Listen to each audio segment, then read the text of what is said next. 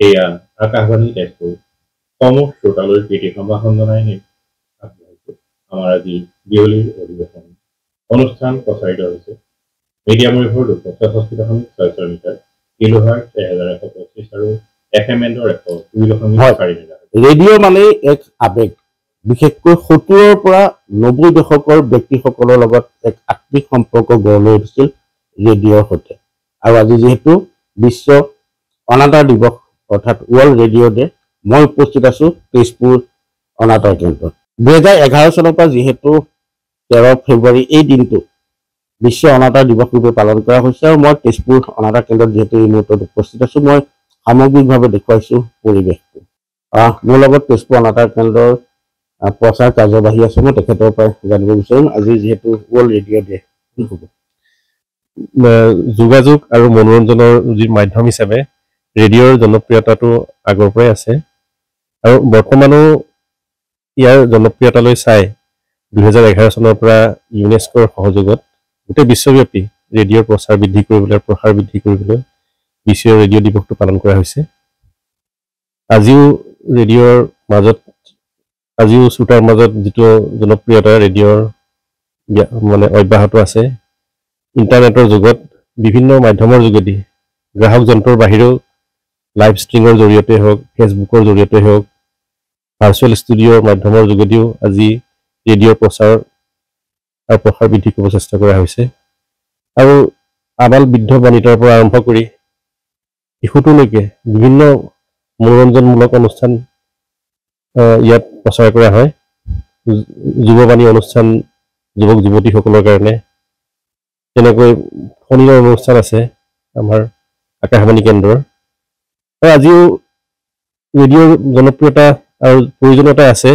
বিশেষকৈ এই বছৰ যিটো থিম হৈছে জলবায়ু পৰিৱৰ্তন আৰু ৰেডিঅ' বিভিন্ন ক্ষেত্ৰত জলবায়ু পৰিৱৰ্তনৰ ফলত সৃষ্টি হোৱা যিবিলাক বিভীষিকা, যেনেকৈ চুনামিয়ে হওক নাইবা ক্লাউড ব্ৰাষ্টিঙেই হওক, বিভিন্ন সময়ত বতৰৰ আগজাননী দি পেলাই মানে ডিজাষ্টাৰ নাইবা দুৰ্যোগৰ পৰা যিটো মানে প্ৰলয়ৰ পৰা হাত সাৰিবলৈ শ্ৰোতাসকলক নাইবা ৰাইজক সজাগ কৰি আহিছে। বিশেষকৈ দুৰ্যোগৰ আগৰ সময়ত আৰু দুৰ্যোগৰ পাছৰ সময়খিনি বহু গুৰুত্বপূৰ্ণ সময়। সেইখিনি সময়ত আকস্মিক হ'ব লগা বতৰ পৰিৱৰ্তনৰ বিষয়ে কৈ যিখিনি ৰাইজ নাইবা জনতাৰ ধন জন হানিৰ পৰা যথেষ্ট ৰক্ষা কৰিছে।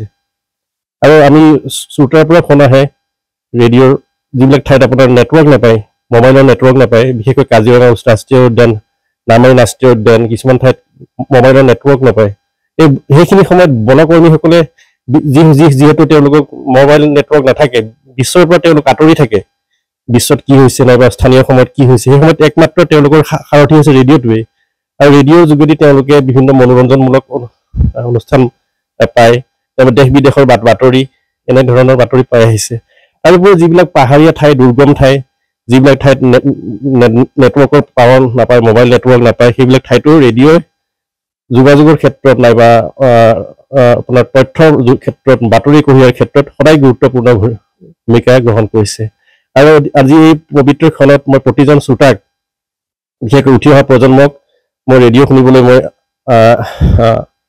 আহ্বান জনাইছো। তেওঁলোকে যাতে তেওঁলোকৰ মোবাইলটোৰ মাজতে ৰেডিঅ' শুনিব পাৰে। আমাৰ নিউজ অন এয়াৰ এটা এপ আছে, এই এপৰ যোগেদি ভাৰতবৰ্ষৰ বিভিন্ন ঠাইৰ চেনেলবিলাক, এবাৰ ভাৰতবৰ্ষত নাথাকিলেও বিশ্বৰ বিভিন্ন প্ৰান্তৰ পৰা আমাৰ ৰেডিঅ' অনুষ্ঠান বুলি শুনিব পাৰিব। গতিকে এই দিনটোত সেইটোৱে মই আহ্বান কৰিছো। নিশ্চিতভাৱে ৰেডিঅ'ৰ যি প্ৰয়োজনীয়তা সেয়া আজিও আছে। মই নিয়ন্ত্ৰণ কক্ষৰ এইবাৰ পৰিৱেশ দেখুৱাবলৈ চেষ্টা কৰিম।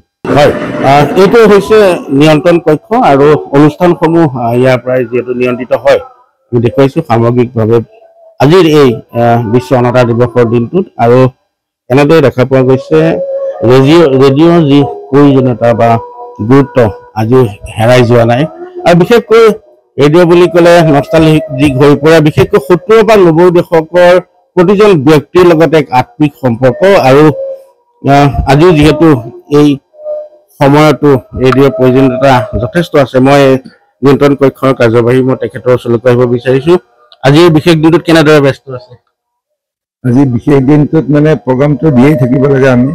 কি আছে আজি কিবা বিশেষ কাৰ্যসূচী আছে বিশেষ কাৰ্যসূচীটো আমি কিউচিত মতে ল'ব লাগে আগতে ৰেডিঅ' মিডিয়াম ৱেভত শুনিছিল এতিয়া FM-তো শুনে আৰু নেটৰ যোগেদি আপুনি লাইভো পায় আকাশবাণী লাইভ ৰেডিঅ' বুলি এটা নেটত মাৰিলে আপুনি মোবাইলতো পাব নেটতো পাব তাৰ যোগেদিও শুনা হৈছে তাৰ উপৰি আপুনি ইণ্টাৰনেটৰ আৰু বহুত হেৰি আছে ব্যৱস্থা আছে সেইবিলাকেদিও শুনে ৰেডিঅ' আপডেট হৈছে সেয়াই হয় এনেদৰে দেখা পোৱা গৈছে আজিৰ দিনটোত বিশেষকৈ ৰেডিঅ'ৰ লগত যিসকল লোক সংযুক্ত হৈ আছে বা নিজৰ যি ব্যক্তিগত জীৱনত ৰেডিঅ' একমাত্ৰ যাৰ বাবে সাৰথী তেওঁলোকৰ বাবে এটা নষ্টালজিক দিন আৰু তাৰ উপৰি নতুন প্ৰজন্মকো আকৰ্ষিত কৰিবৰ বাবে ৰেডিঅ' আধুনিক যিসমূহ ব্যৱস্থা